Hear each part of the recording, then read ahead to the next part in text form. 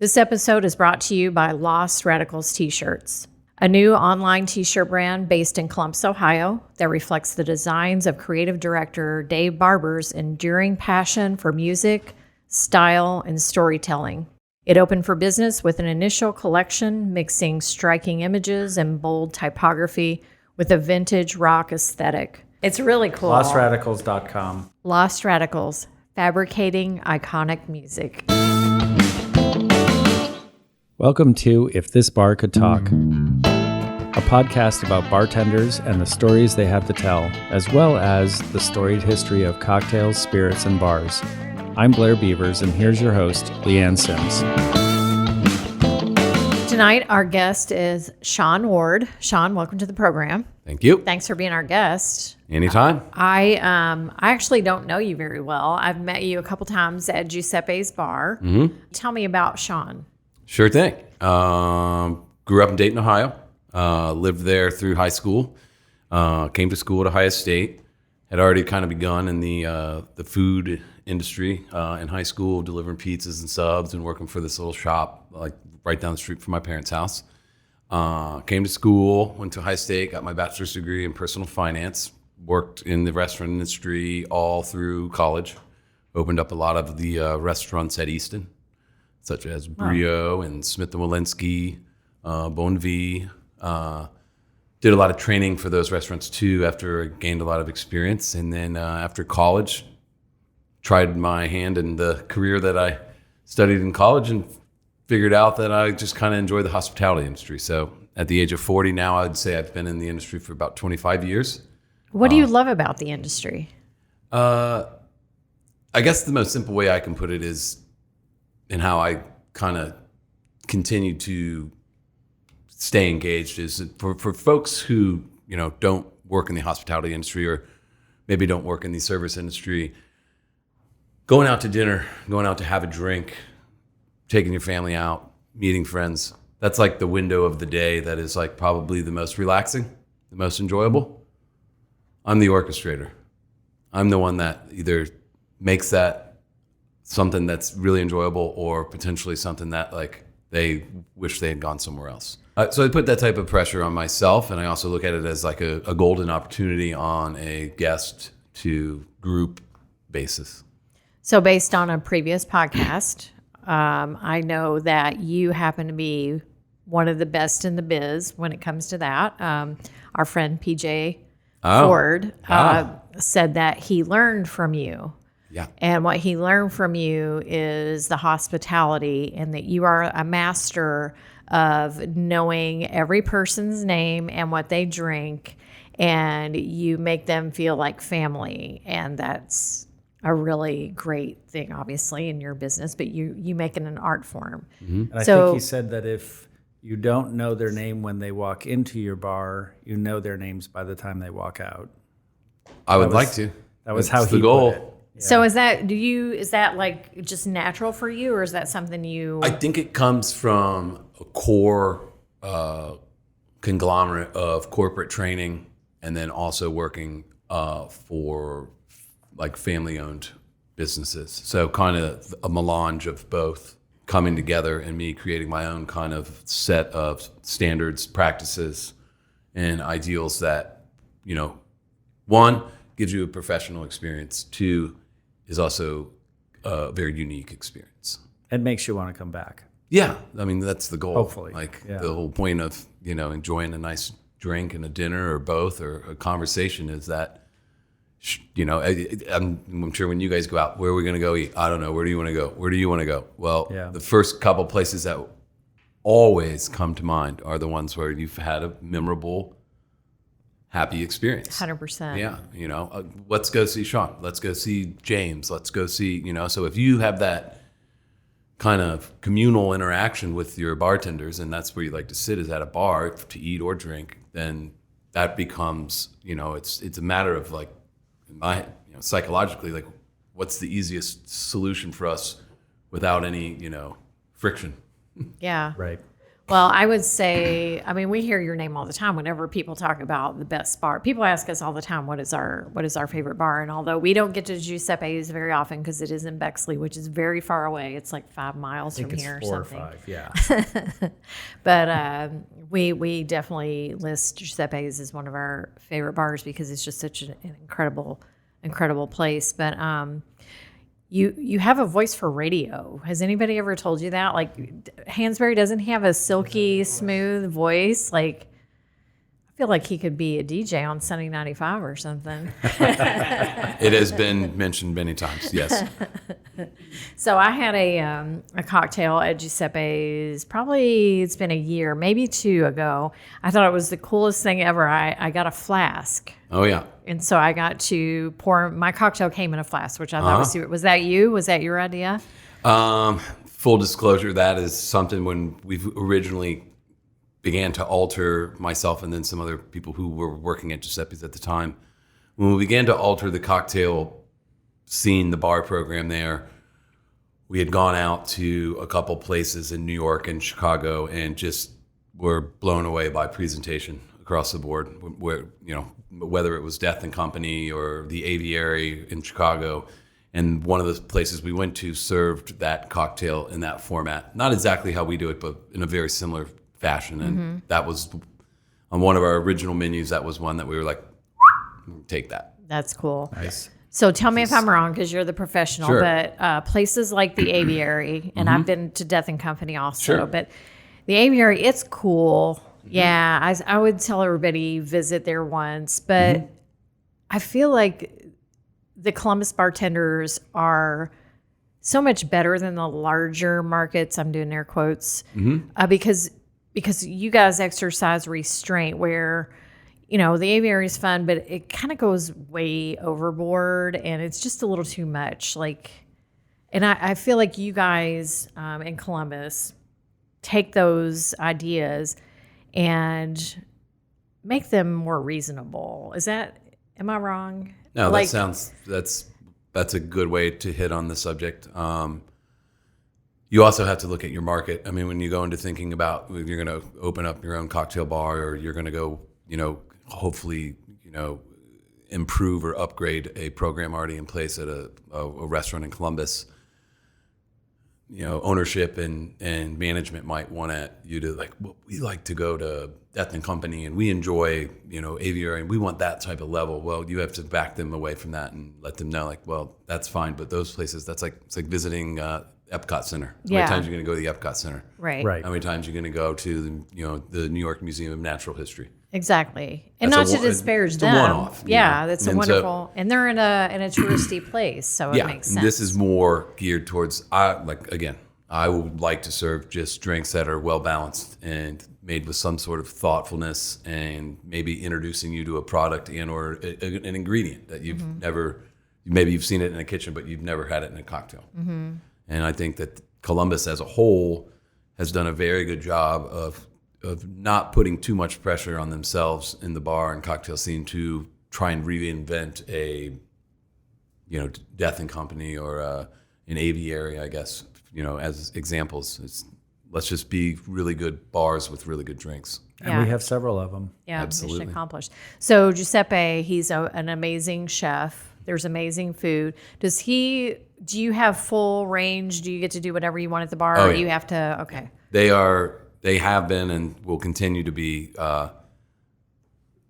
very gracious and very open to anything that we would want to do behind the bar as far as cocktails.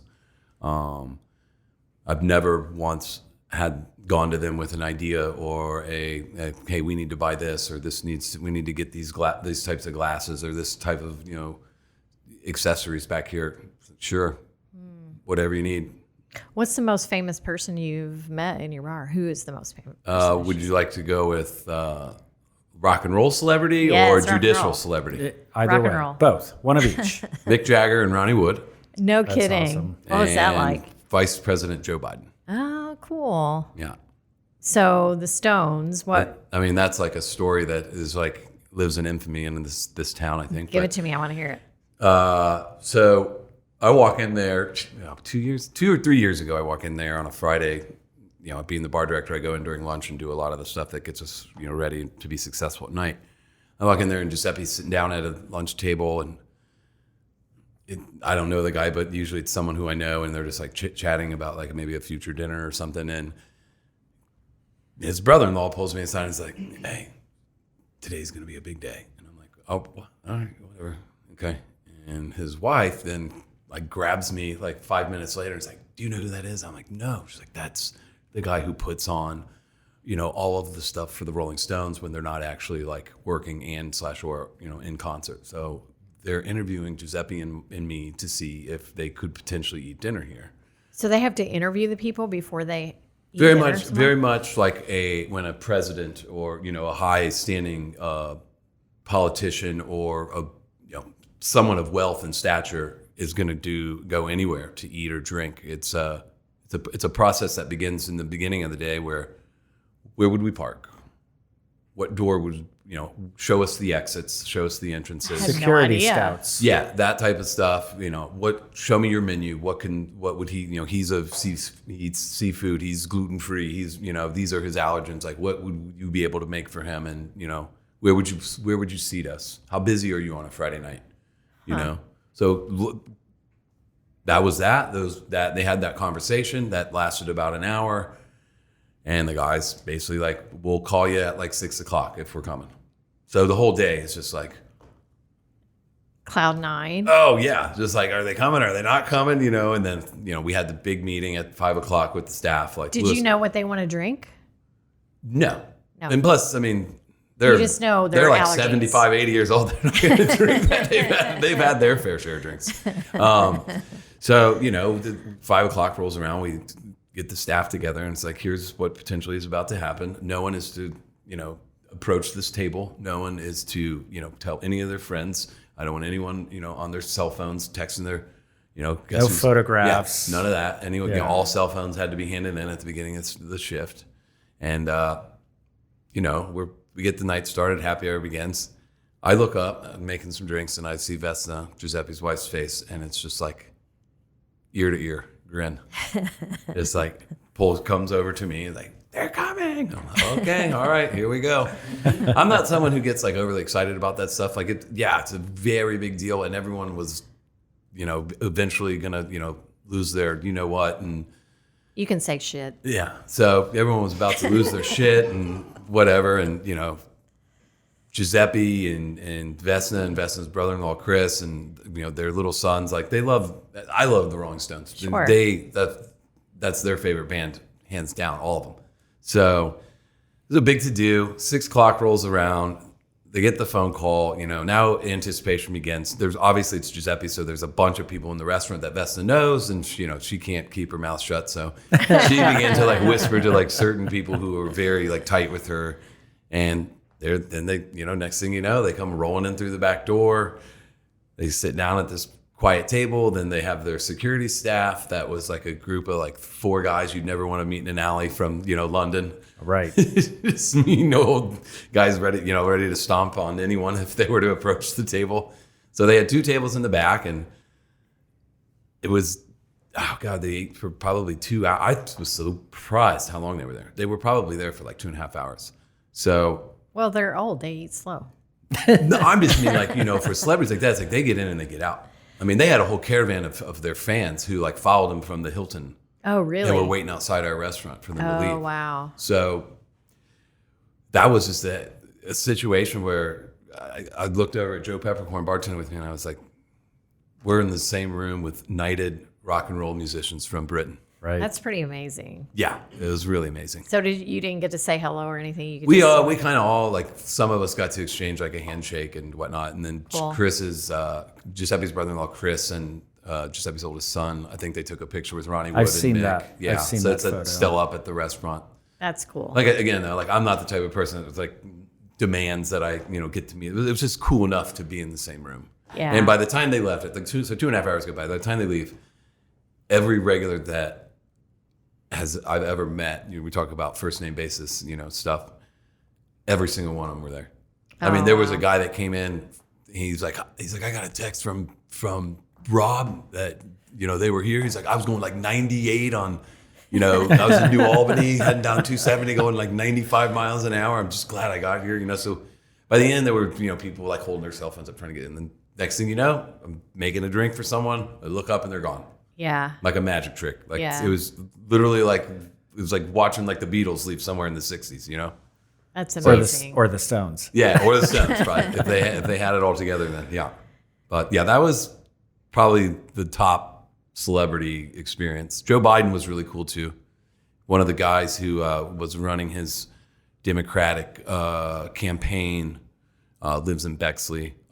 Really good guy named Aaron, and I think they were in Youngstown doing a little appearance, and Aaron called Vesna and was like, hey, I've got someone special coming down. It was a Monday night for dinner, and we need to make sure that you have space for them and make sure that we can take care of that. And it was late because they probably had an event from like 6 or 8 or so, and then we're driving from Youngstown. So Vesna shows up, just same type of attitude as when the Stones came in, and she calls a couple friends. They're sitting at the end of the bar. Next thing you know, Biden and his caravan pull up to the Main and Drexel intersection. Was this when he was vice president? Yeah. Or? Okay. Yeah, they were getting ready they were campaigning for the second term. Oh, okay. So Barack was probably somewhere, and then Joe was here in the state of Ohio. He was probably at the top. Barack was probably at the top. Probably having a Guinness and a steak.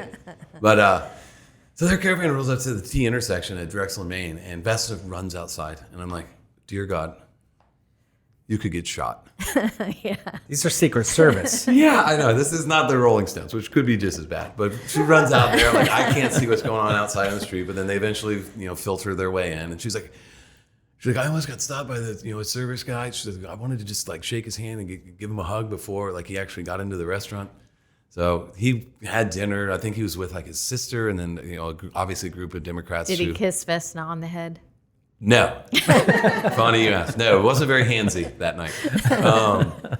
But it was a really good experience. And he walked around the whole restaurant, shook everyone's hand, like big smiles. That's cool. Yeah, Joe. It was very, very consummate as a politician, but it was another amazing experience. And took pictures with Giuseppe and all this. If you wanted a picture with him and you were on staff, like he would do that. Like it was great. That's amazing. That's cool.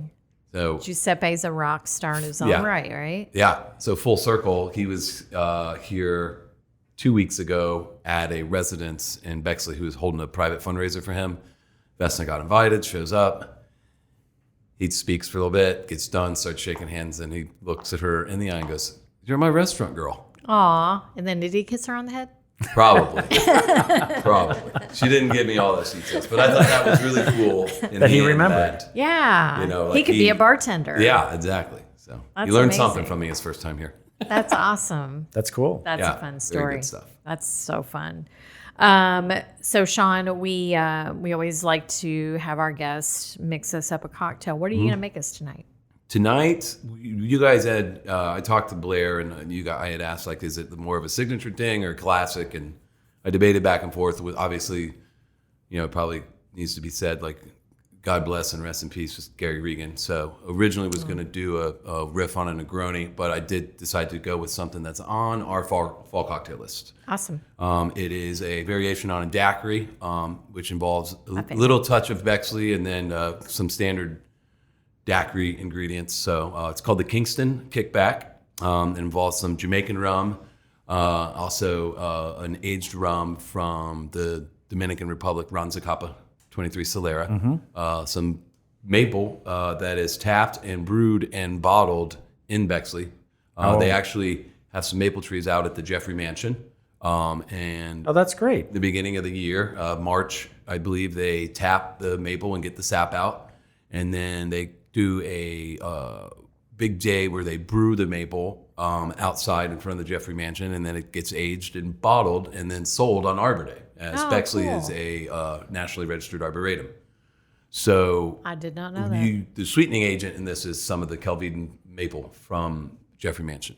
Wonderful. That's very cool. That sounds Fresh amazing. lime and some Amaro Montenegro. And then Wow, some way tiki to bitters. represent the city of Bexley. Wonderful. That's what I'm here for. Kingston Kickback. Kickback. So Ray and Nephew is the Jamaican rum, overproof white rum, Zacapa dark rum, fresh lime, little pineapple, some cinnamon and tiki bitter, and then a little dehydrated lime wheel. So. All right. Well, we're going to take a break, and Sean is going to mix us up a Kingston Kickback, and we'll drink that as soon as we come Sounds back. great.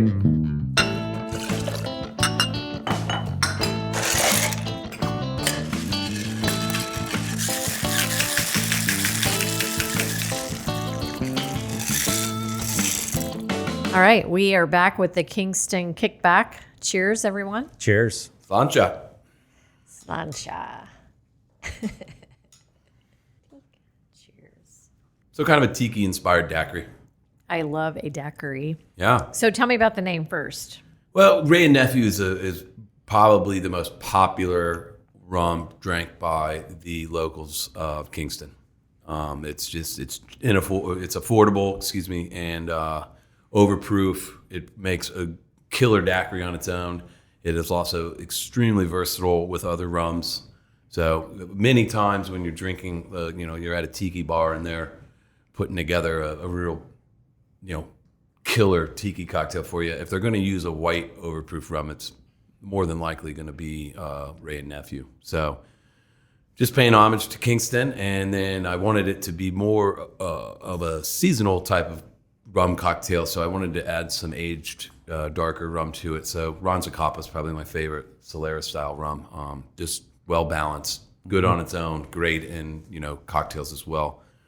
And then added a little, there's the hint of sweetness from the maple, and then Yeah, I'm getting that. It's in the back, but it's there. It's there, and you can tell it's not like a cane sugar or honey or something. So, and then Amaro Montenegro to add a little bit of Italian to the cocktail, which I not always, but try to focus on using something that hails from the mother country, being in an Italian restaurant. So Makes sense. yeah, and then Montenegro is a pretty sweet bitter. It's got some hints of caramel, saffron, and whatnot. So what did you say there were tiki bitters? Yeah, tiki bitters from Bittermans. They make a bitter that has a little bit of cinnamon and some nutmeg spice going on in there. So you should be able to pick up some of those baking spice notes as well. And what's the garnish here? Just a dehydrated lime. Some people like to just use it as an aromatic on top of the drink. Some people eat it. It's completely up to you. So if you don't have a dehydrator, if you're not all fancy, how can you make these at home? You can probably go in any restaurant and find them behind a refrigerator that have fallen off. Of the no. You could possibly put them on a sheet tray in and then broil mode and maybe do some caramel. I mean, because essentially what's going on there is a very slow caramelization of the lime. It smells wonderful. Sure. So I mean that's probably a more expedient way to do it, but then you'd still probably have to let them dry out a little bit. But those little food dehydrators are fine, and you just slice those up. They're done in 16 hours. Just leave them overnight if you want. So They last a very long time. So when you garnish a drink and you take the peel off, is that the citrus that you use so you don't have any waste? Sometimes oranges, yeah. The limes I just do because you don't really peel. I don't use a lot of lime peel for drinks. So lemons you could do that, yeah, because you're not really looking at One of my pet peeves, another great bar story, is when you are at a restaurant and you know that they've been cut in twists, and then you get like a water and a lemon, and they give you the lemon with the rind cut out of the top of it.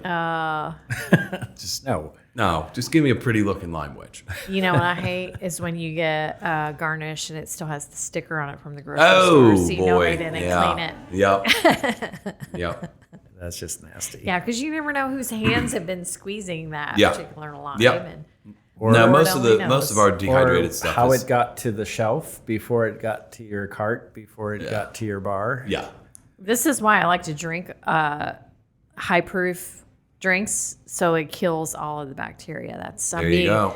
It's not a problem that I have. I'm solving a problem before it starts. Those sentiments are also expressed by the locals in Kingston, Jamaica, I guarantee you. So fun. This is delicious. It's a really nice cocktail. Thank you. You're very welcome. So when you create your cocktail menu, you try to do some Italian influences, but is it a collaboration with all the bartenders, or do you, as the bar manager, come up with?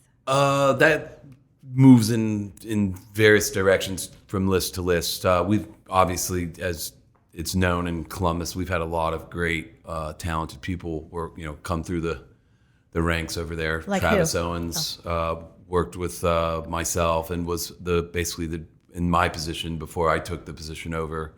Before he started Curio, some people who were at Curio before it closed, Ben Greist and Annie Pierce, who now just opened Lawbird Bar, which is a very new and fun cocktail bar. If you guys haven't been yet, We have, yeah. it menu to menu. I always throw it out there to everybody, Joe Peppercorn included. If you guys want to put something together, if you've already been working on stuff at other restaurants that hasn't made it on a list, or is just a contribution you made for a website, or you showed up at a lovely podcast and made something for some great people and want to put it on a menu, let me know. Like I'm open to that. Like this is less work and creative thoughts that I have to run through my head. I mean, I've been doing this at Giuseppe's for 11 and a half years. So you run out of ideas. Were you anywhere else before Giuseppe's? Did you already say that? Yeah. All over Easton for. Oh, that's better right. half You of said you opened all those places. I remember now. But in this discipline, I drink a in lot. the cocktail discipline, mainly at Giuseppe's. Okay. Some stints at Curio. When the Hilton first opened downtown, I did their cocktail menu and was there for a while. So, yeah, it's the more people who want to jump in on this stuff, the merrier. I mean, and then it becomes more of an expression of everybody's tastes and everybody's skills as opposed to just mine. God, this is so good. Do you love this cocktail? Delicious. I think also with the Amaro Montenegro. So most of the time when you're having a cocktail with an Amaro in it, it sometimes will be the long-lasting note. Yeah, and pineapple. So, yeah, there's pineapple, and I'm getting the maple syrup in the texture on the finish. Sure. And the rum. Yeah. That high proof rum is lingering. If you ever just take a bottle of Wray and Nephew and just give it a good whiff, it smells like super ripe bananas. So sometimes I always get that, like when I'm drinking even if there's no banana actual flavor, ingredients in it, like a Banana de Brazil cordial or maybe some like fresh banana puree or something. You still like when the Wray and Nephew's in there, I always feel like I get a little bit of banana. So good. So do you personally have a favorite cocktail? If I was stranded on an island and there was only one cocktail I could make for myself for the rest of my life, it would be a Negroni. Okay. Yeah. Do you also fair. like a Boulevardier or just? I do. I drank more of those. I think when I was younger, I'm just in the wintertime too. Boulevardier to me is more of a seasonal cocktail for the I agree colder with weather. The Negroni is just it's the quintessential cocktail that it just explains why drink a cocktail as opposed to just having something on the rocks. It's the three components: bitter, sweet, and dry. So how do you make your Negroni? I am pretty much the standard. 3 ingredients, equal portions. I like to stick to the classic London Dry gin. Brokers is an outstanding gin. Is that the one agree. with the little hat on top? Okay. Yep. They use both lemon essence and orange essence in the distillation process. Most London Dries are just lemon. Beefeater Dry is great, and everybody has had or can acquire themselves a bottle of Beefeater without a problem. I also enjoy, if you want to get a little bit more weird with your gin, Au Pair, which is a Oriental spice gin, heavy on the cardamom spice. And then also Monkey 47, which I've is had a that. German-style gin with 47 botanicals in it. I have not had Au Pair, have I? You have. Oh, But I don't agree. I'd be the worst bartender ever. I can't even remember what I drink. you've tried it. You've had it in a cocktail and you've tried it alone. But Okay. But yeah, Negroni. Negroni. That's one of Blair's favorites as well. That's definitely one of my top 5, but I can never take it right down to 1. Yeah, Because it's tough. I love a Manhattan. I love an old fashioned. I love a Vucare. I just don't think I could get tired of a Negroni. Like I can go through phases where I don't want to have any more Manhattans for a while, and that could be vice versa for you or. Yeah. So tell them how you do your Negroni. So the only thing that I do differently with my Negroni is that I will split the Campari base with Aperol There you go. and then add a couple of dashes of Fee Brothers orange bitters. I would easily enjoy one of And those. then you have to have the orange peel. Yeah. Yep. It's not complete without an orange. No, that's the aromatics on that top. If that oil hits the top of the drink, Exactly. you pull it up to your nose. And it's a drink that like people drink Manhattans, people drink old fashions, they like Cosmos, they like gimlets, mojitos. The Negroni is always like, for some, it almost is like this window of opportunity to bring aboard some new flavor profiles for a guest who believes that they drink exotically.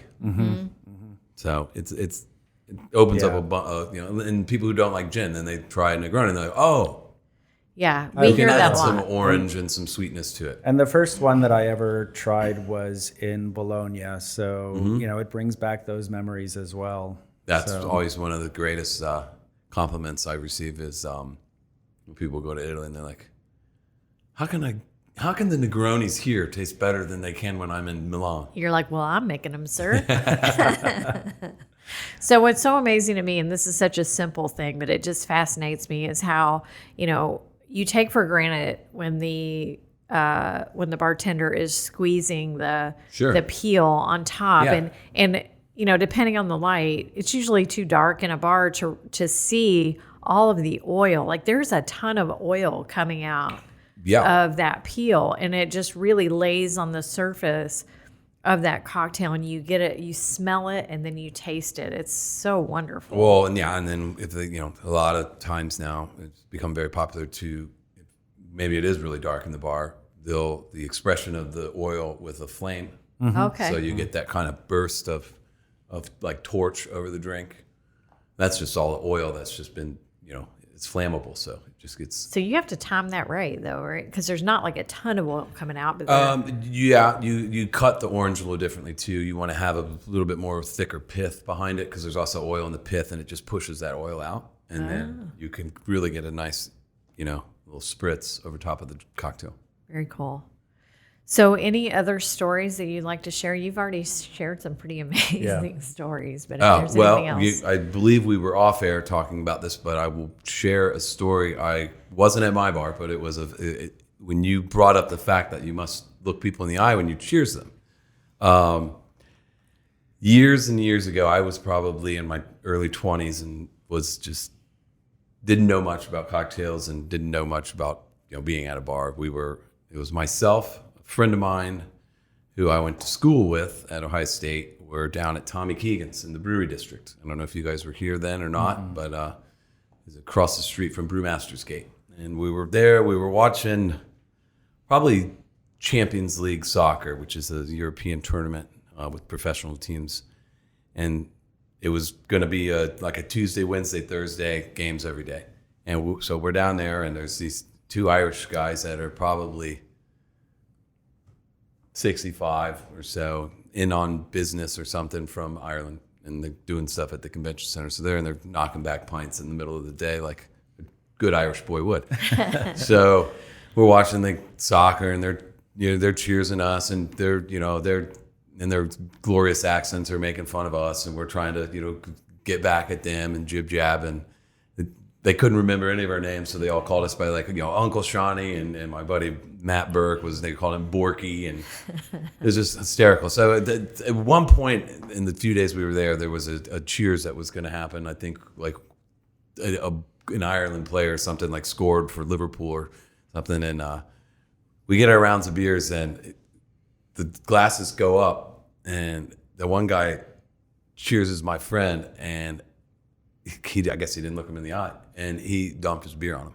Oh. And he goes, let this He just dumped it on him. He goes, let this be a lesson to you. You can better never watch cheers. Yeah. And so that didn't end the best, but it was what it was. It was a lesson. It was a lesson. Sometimes the lessons are hard. But yeah, that was a pretty funny story. That is a good is pretty story. funny. And there's plenty of other stories for another time. And both of you learned the lesson. That's the great part. Oh yeah. So it was funny you brought that up. But there's all kinds of stuff that goes on when we work hellacious hours, and it's not the easiest of jobs, and there's always stress and anxiety, and I've had a plate thrown at me. Oh, What? Yeah, I've had By somebody other than your girlfriend? I won't mention names of who threw the plate at me, but I've had a plate thrown at me. Okay. I've gone, like in the early days, working at a more high volume bar than Giuseppe's. I've slipped my finger open, drove all the way to the emergency room to have it stitched up, came back and finished the shift. Wow. Just incredible stuff. It's never a dull moment.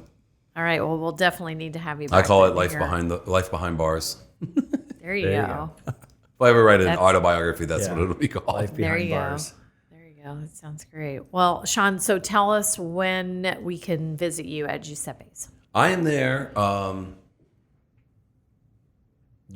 behind the bar for service Tuesday through Saturday. 4:30 is our happy hour begins. We open up the dining room at 5 o'clock. Saturdays we just open straight at 5. You can pop in just about any hour of the day that we're open for service, and I am there in some capacity. What is your happy hour? 4:30 to 6 o'clock. We do our wines by the glass at a discounted rate. Our beers are discounted, all the local craft beers that we sell, and the domestics and imports. And then we do classic cocktails, which we just make a couple suggestions. You obviously can order something else, but there's about 6 classics, including like a Last Word in Aviation, Old Fashioned. Negroni, yeah. All of those are also discounted. Awesome. Yep. Sounds wonderful. And the bar is typically full around 5 o'clock. And listeners, so you're aware, we have been talking with Sean for more than a year now. Yeah. But eventually we will bring the tour to Giuseppe. Yes, I know. So you guys this is in the works. It will happen.